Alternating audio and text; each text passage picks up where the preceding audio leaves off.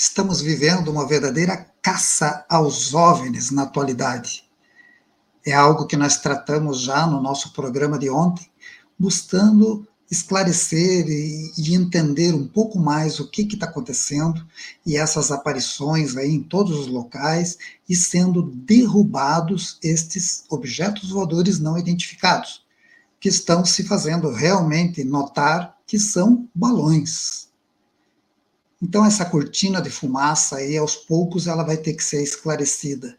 Vamos ter que entender por que se investe milhões em mísseis e voo de aviões a jato caríssimos de ponta para derrubar balões. Vamos conversar hoje sobre isso.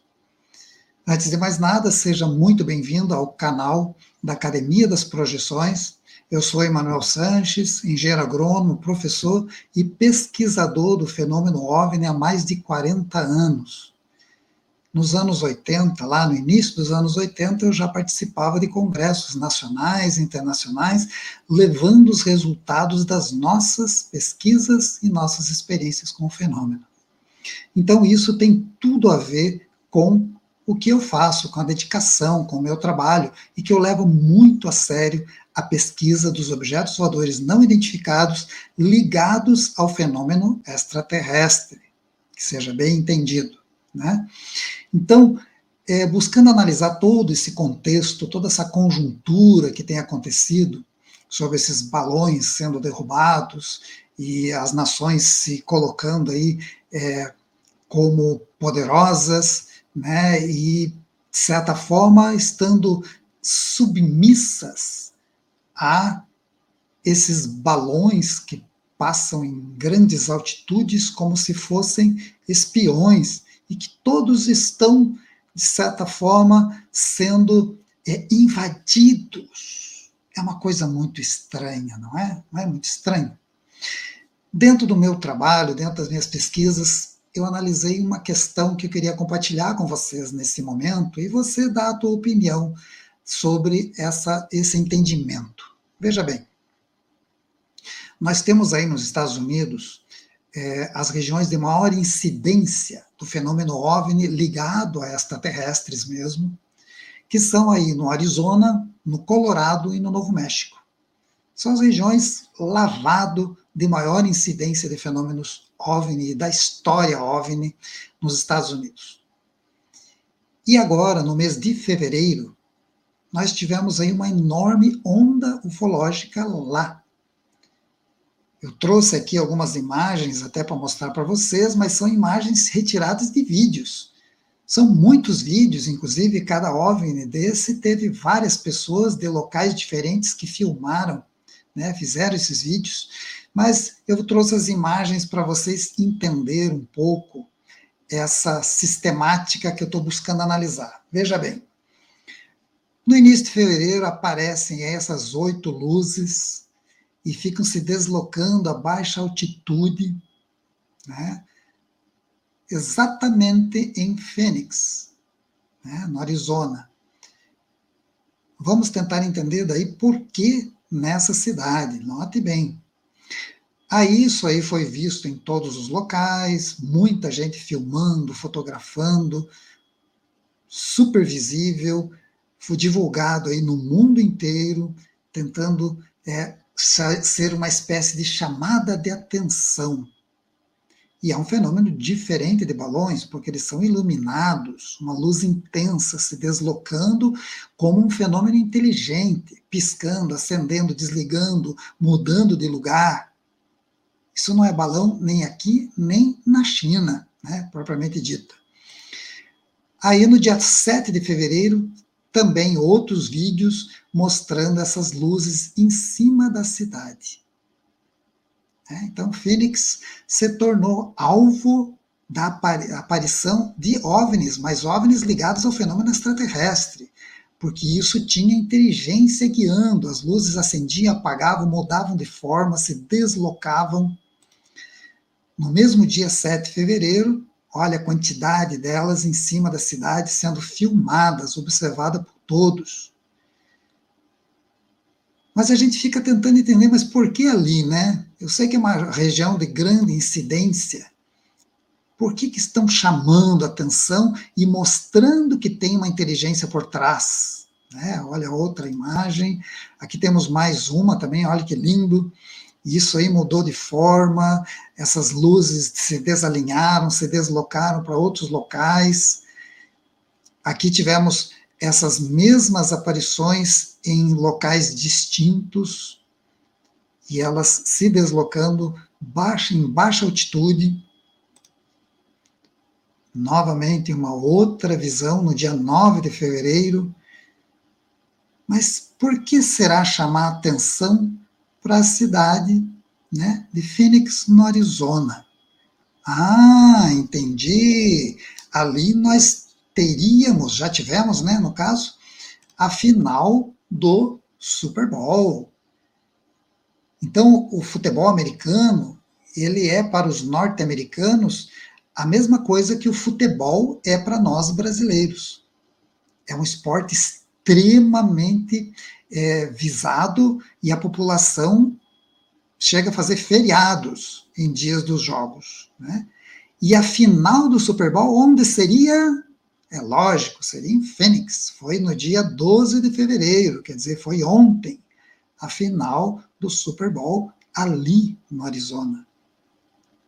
Então, o Super Bowl nada mais é do que a final, né, desse campeonato nacional, dessa liga de futebol americano, e é super concorrida, as atenções do mundo se voltam ali, o mundo dos esportes e o mundo dos norte-americanos como um todo, canadenses, se voltam a essa final que nós tivemos ontem. E essas naves estavam aparecendo desde o dia 1º em grande intensidade, e a cidade já estava repleta de repórteres, repleta de pessoas divulgando essas aparições. Elas estavam querendo mostrar alguma coisa. E aí nós temos uma foto que eu considero uma das mais lindas que eu já vi na minha vida. Eu já vi muitas imagens, vídeos, fotos de naves, mas essa ela é simplesmente linda, que aconteceu ali no início de fevereiro, chamando muito a atenção das pessoas, principalmente pela qualidade. E aqui está essa imagem ampliada. Uma nave clássica fazendo evoluções em cima dessa cidade, aonde o mundo estaria olhando para o final do campeonato.